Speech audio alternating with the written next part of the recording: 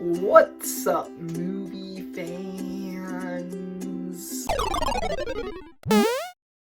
Okay, so there has been a lot of Star Wars stuff happening recently. Like, there was Jedi Fallen Order, The Mandalorian, and The Rise of Skywalker.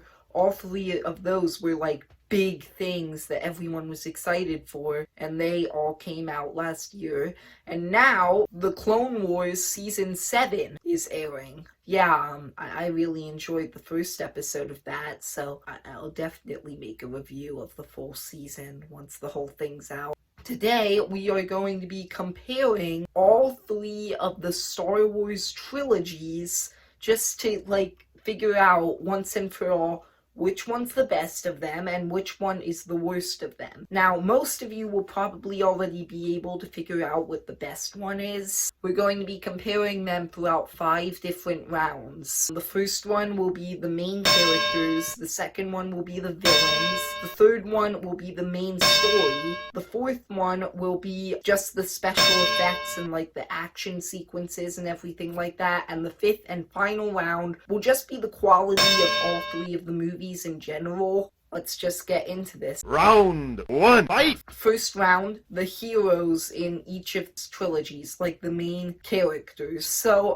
I would say that there are 9 main characters in both the originals and the sequels. However, I would only say that there are 6 in the prequels, and those 6 in the prequels I would say are probably Anakin, Obi-Wan, Padme, Yoda, Qui-Gon Jinn, and this is to a lesser extent Mace Windu, so those would be the 6 that I'm going to do for that era. Can't do Ahsoka because she's not in the actual trilogy. The originals, I'd say that they are Luke, Leia, Han, Chewie, Lando, C-3PO, R2-D2, Yoda, and Obi-Wan. And then for the sequels, I'd say they are Rey, Finn, Poe, Luke, Han, Leia, BB-8, Rose, and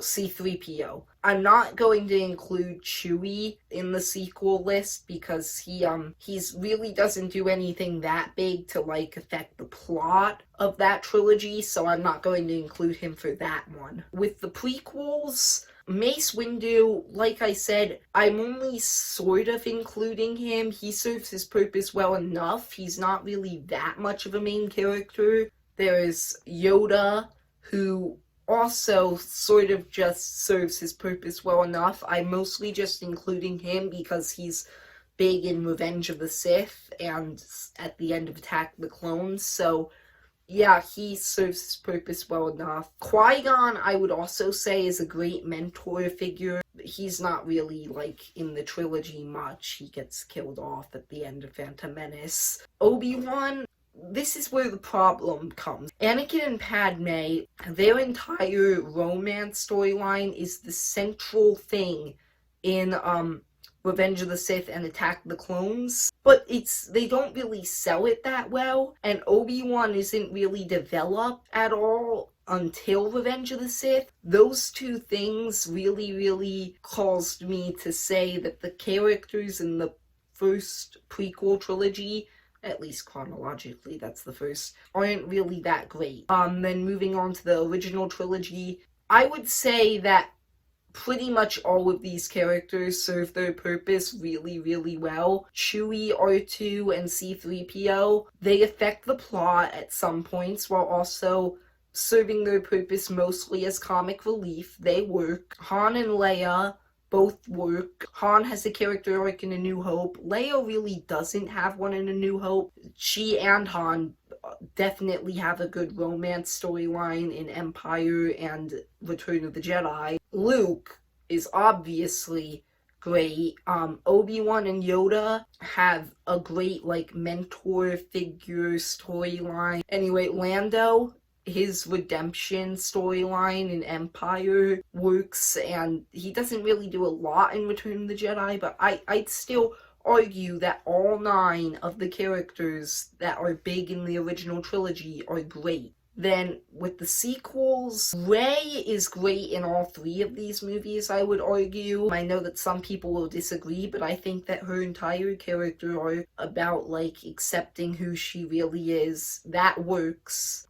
Finn and Poe, a problem sort of arises, because I would argue that Poe isn't really good in Force Awakens or Rise of Skywalker. Like, okay, Rise of Skywalker, he does have, like, a lot of jokes and stuff, but his character arc is very rushed, and he's not really in Force Awakens a lot. Last Jedi, he is developed, but still, Finn was great in Force Awakens, but then in Last Jedi and Rise of Skywalker, he's very underused. So with their main trio, I would say that only one of them really works that well. And with their other characters, Leia, Luke, and Han, the main characters of the original trilogy, they actually were doing one movie each to pay tribute to each of them, and I think that they did that really, really well. Force Awakens was supposed to be Han's movie,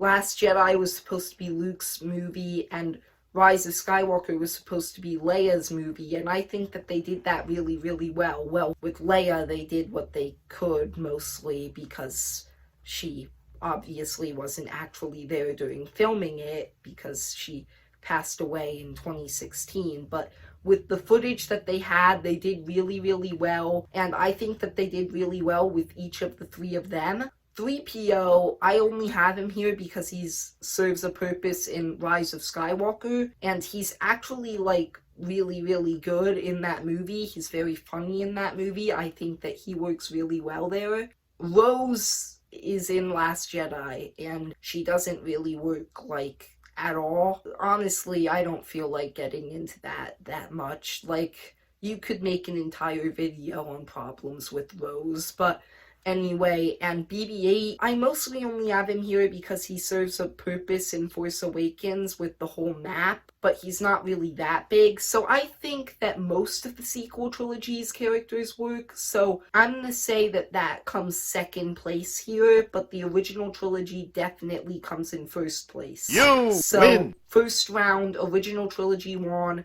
sequel trilogy in second. Next round, that round took really, really long, but I'm pretty sure that the next 4 rounds will be shorter. Second round is, villains. Round in the 2, prequels, we have Newt Gunray, Palpatine, Darth Maul, Count Dooku, General Grievous, and Jango Fett. None of which are really ever developed.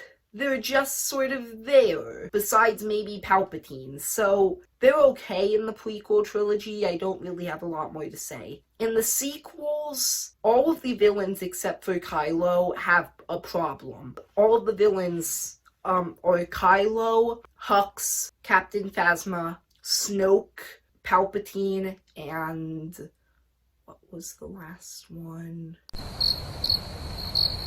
Actually, I'm pretty sure that that's it, so never mind then. I think that Palpatine was introduced way too late into the trilogy, especially considering the part that he plays to it, so he has a big problem there. Hux, he was very intimidating in Force Awakens, but they really just ruined him in Last Jedi, sort of in Rise of Skywalker. Phasma, she was never really good. She's very underused. And Snoke, he's okay, but he's never really as intimidating as the Emperor was in the original trilogy. But Kylo, though, he's probably the best character in the entire sequel trilogy. His entire arc is just really, really good. That's about it with them. So the original trilogy has Boba Fett, the Emperor, Grand Moff Tarkin, and Jabba the Hutt. I can't really think of another one. It's not like he's the most, like, iconic movie villain of all time. It's Darth Vader. Boba Fett, I would say Boba Fett and Jabba the Hutt are both okay, but they're not really that great. Boba Fett is cool, but under used. Like, he doesn't really do that much, and Jabba doesn't really do that much either. But Palpatine, Grand Moff Tarkin are both very intimidating, so they work, and Vader also very intimidating and has a good character arc, so he definitely works. So I would actually say that the original trilogy is once again the best with villains. I'd say that the sequel trilogy is the worst with villains. So that's about it for that round. Now moving on to the next round, which is story. Now, with the prequels, this is literally the only trilogy where the person who made it, George Lucas, actually had a cohesive, large-scale plan going into it. So the story, as a result, feels very, very consistent to me. It might not be that great, but it is consistent, and overall, it's mostly a good story. It's just not executed that well. Then, with the original trilogy, I also think that it's a very, very good story. However, it's clear that the Leia being Luke's sister thing was never the original plan, considering the fact that they kiss in Empire. So, yeah, that's just like a small little thing that I think puts the prequels ahead by just a little bit. And as for the sequels, it's clear no one had a plan going into this trilogy. There was no plan whatsoever, and it really, really shows. Rise of Skywalker feels like it's trying to, figure out how to build a conclusion to, this trilogy that's had a first movie and a second movie that are just, really, really different in the direction that they took. So, overall, sequel trilogy comes in last here, originals in second, and prequels in first. So, the prequels actually had a win. You win! Now, third round is special effects and action. Round 4, fight! This is one where the original trilogy obviously doesn't have an advantage because it was made all the way back in the 70s and the 80s, so they didn't really have a lot of great special effects there. However, the lightsaber action in Empire and Return of the Jedi is great. The lightsaber fight in A New Hope isn't, but in Empire and Return of the Jedi, amazing. I'd say that they are the weakest in terms of effects and action, though. Prequels, I'd say, would come in second, because the lightsaber action with them is awesome. They have some great lightsaber fights in there, but at the same time, a lot of the special effects and CGI looks really, really weird, and they use it way too much in Attack of the Clones. Just, way too much CGI. And finally, with the sequels, I'd say that they win this round just because, of what they were able to do technically, and I also think that the lightsaber fights in Last Jedi and Rise of Skywalker are really good. Prequels come in second this round, sequels win. You win! Originals, unfortunately, have to come in last this round. And the final round here is going to be just the quality of the movies in general. And this is my personal opinion. This entire list has really been my personal opinion. This is just my thoughts on these movies. And I personally gave the originals 2 9 out of 10s and 1 8 out of 10. Empire and A New Hope being the 9s and Return of the Jedi being the 8. I think that all 3 of their movies are really, really good. Moving on to the prequels. 2 of their movies got a 5 out of 10 for me, and 1 got a 7 out of 10. Revenge of the Sith is the 7 out of 10, and the other 2 are the 5 out of 10. I think that the majority of their movies aren't that great. And finally, with the sequels, 1 of their movies got a 7, 1 of their movies got an 8, and 1 of them got a 9. Force Awakens got an 8, Last Jedi got a 7, and I know that a lot of people won't agree with this, but Rise of Skywalker was the 9. Originals come in first, you win! Sequels in second, and prequels in third for that round. So in the end, the originals had 3 wins, so they definitely come in first. You win! Then the sequels and the prequels both had 1 win. However, the prequels were in last 3 times, and the sequels were only in last 1 time, so I'm gonna have to say that the sequels come in second and the prequels come in third. Yeah, that's the full video. It was a long one, but I hope you enjoyed. If you did, subscribe and like the video, and see ya, movie fans.